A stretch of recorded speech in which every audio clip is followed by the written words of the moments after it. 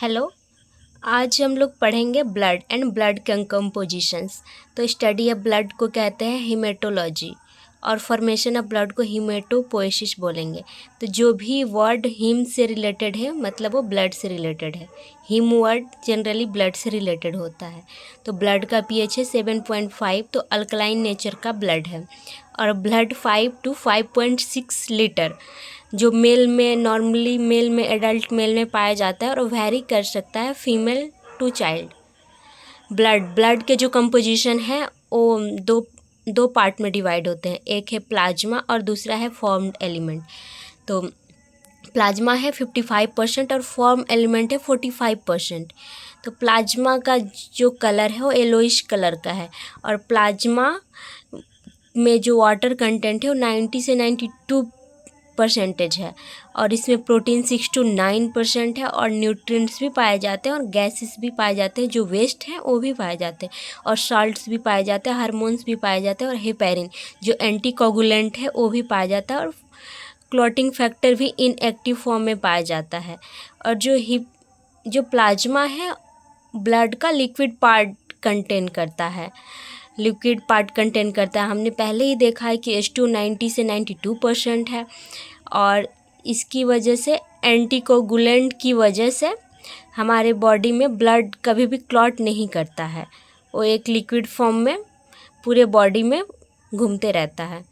और जो formed element है 45% है। जनरली ये सेल्स हैं और ये जो सेल्स हैं वो डिवाइड होते हैं 3 पार्ट में, आरबीसी, डब्ल्यूबीसी और प्लेटलेट्स।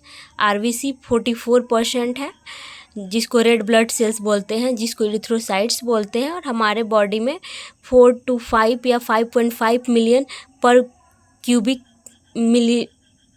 क्यूबिक मीटर है और एक वर्क करता है ट्रांसपोर्ट ऑफ गैसेस O2 और CO2। और डब्ल्यूबीसी वाइट ब्लड सेल्स जिसको ल्यूकोसाइट्स भी बोलते हैं और प्लेटलेट्स दोनों मिला के 1% है हमारे बॉडी में। जो डब्ल्यूबीसी है 600 to 800 पर क्यूबिक मीटर है और इसको हम डिवाइड करते हैं 2 पार्ट्स में, ग्रेनुलोसाइट्स और एग्रेनुलोसाइट। ग्रेनुलोसाइट्स मतलब ग्रेन्स उसमें पाए जाएंगे, एग्रेनुलोसाइट उसमें ग्रेनुल्स नहीं पाए जाएंगे।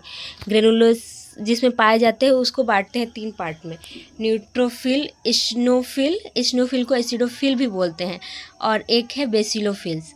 जो न्यूट्रोफिल्स है वो मल्टी लोब्ड न्यूक्लियस है, उसमें एसिडिक ग्रेनुलस और बेसिक ग्रेनुल्स दोनों ही पाए जाएंगे और इसको PMNL भी बोलते हैं, पॉलीमॉर्फो न्यूक्लियर ल्यूकोसाइट्स। ये वर्क करता है फेगोसाइट्स का, जो भी अगर पहला इनकाउंटर होगा एंटीजन से तो न्यूट्रोफिल का ही होता है।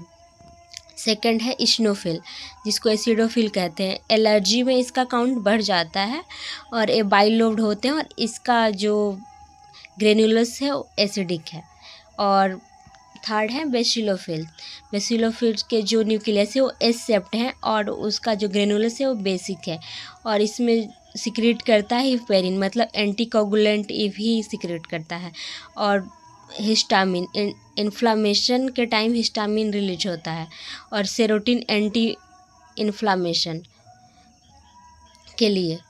और ग्रेनुलोसाइट्स जो हैं और 2 भाग में डिवाइड होते हैं, मोनोसाइट्स और लिम्फोसाइट्स।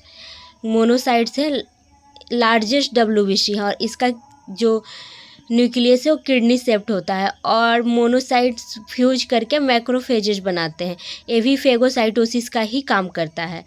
और सेकंड है लिम्फोसाइट। लिम्फोसाइट को हम 2 पार्ट में डिवाइड करते हैं, बी लिम्फोसाइट और टी लिम्फोसाइट। बी लिम्फोसाइट हम क्यों बांटते हैं, टी लिम्फोसाइट हम क्यों बांटते हैं?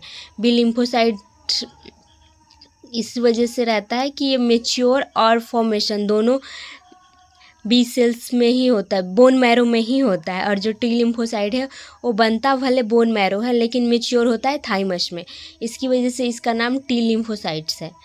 और जो लिम्फोसाइट्स हैं उसका जो न्यूक्लियस है वो लार्ज है सेल्स के कंपैरिजन में। भले जो सेल्स हैं वो बहुत छोटे हैं लेकिन सेल्स के कंपैरिजन में उसका जो न्यूक्लियस है वो लार्ज है और साइटोप्लाज्म बहुत कम रहते हैं। उसके बाद से हम पढ़ते हैं प्लेटलेट्स। का काउंट हमारे बॉडी में 1.5 लैक्स to 3 लैक्स हैं। प्लेटलेट्स को हम थ्रोम्बोसाइट्स भी कहते हैं, क्लॉटिंग का वर्क करता है।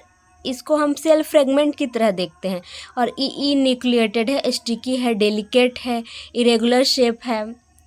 Thank you so much.